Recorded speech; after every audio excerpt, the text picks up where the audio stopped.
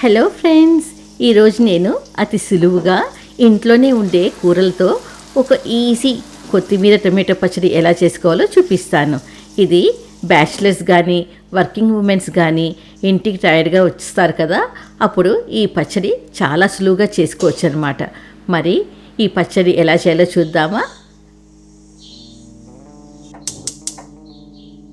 ముందుగా స్టవ్లో ఒక మూకుడు పెట్టుకొని అందులోకి ఒక 4 టేబుల్ స్పూన్ల నూనె వేసుకోండి. అందులో ఒక 50 గ్రాముల పీనట్స్ వేరుశనగ పప్పు వేసుకొని దోరగా వేయించుకోండి. ఫ్లేమ్ ఎప్పుడు మీడియంలో పెట్టుకోండి, సరేనా?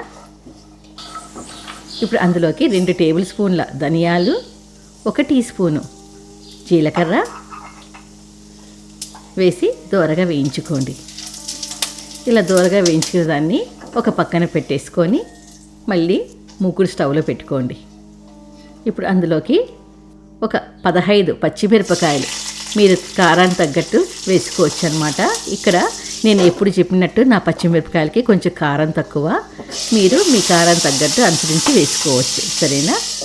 ఇది చాలా ఈజీ, చాలా టేస్టీగానే ఉంటుంది, సరేనా? ఇప్పుడు ఇలాగా దోరగా వేయించుకున్న పచ్చిమిరపకాయని పక్కన పెట్టేసుకోండి. ఇప్పుడు అదే మూకుడులోకి ఒక 2 టేబుల్ స్పూన్ల నూనె వేసుకొని ఎర్రటి టొమాటోలు 400 గ్రాములు ముక్కలుగా వేసుకొని బాగా మిక్స్ చేసుకోండి. మంచి ఎర్రటి టొమాటోలు అయితే చాలా బాగుంటుందన్నమాట. ఇలాగా ఒకసారి కలిపేసుకొని మూసేసి మగ్గనివ్వండి.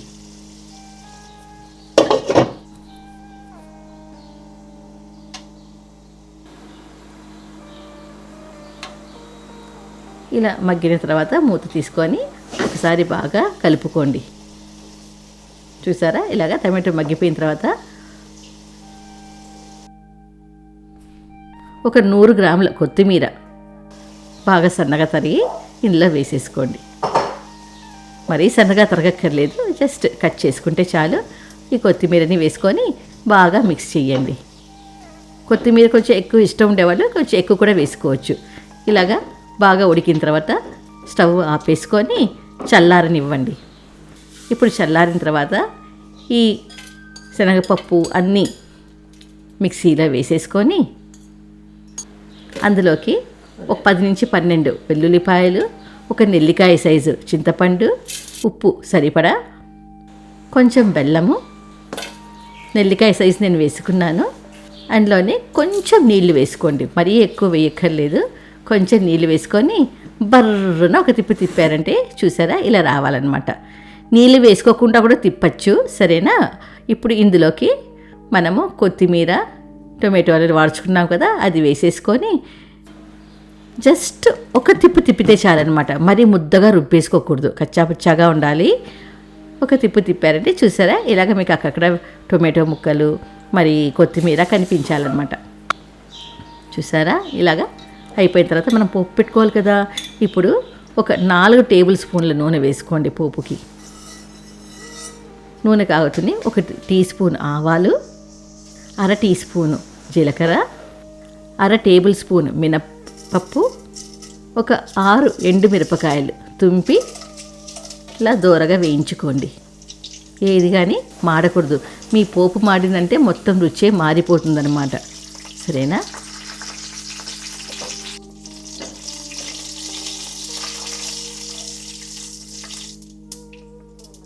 ఇప్పుడు అందులోకి ఒక 2 రెమ్మల కరివేపాకు తుంచి వేసుకోండి. వాసనకి జీర్ణానికి మన ఇంగువ వేసుకొని ఒక 1/2 టీ స్పూన్ పసుపు వేసుకొని ఇలాగా కలుపుకోండి. ఇప్పుడు మనం రుబ్బు పెట్టుకున్న మన పచ్చడిని ఇందులో వేసేసుకొని బాగా మిక్స్ చేసుకోండి.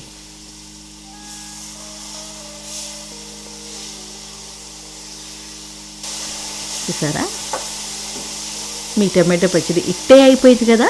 ఇది చాలా బాగుంటుంది, రుచిగాను ఉంటుంది, కడుపుకి చల్లగాను ఉంటుందన్నమాట. మీకు తొందరగా డైజెషన్ అవుతుంది, ఎలాంటి ప్రాబ్లమ్స్ ఉండదు.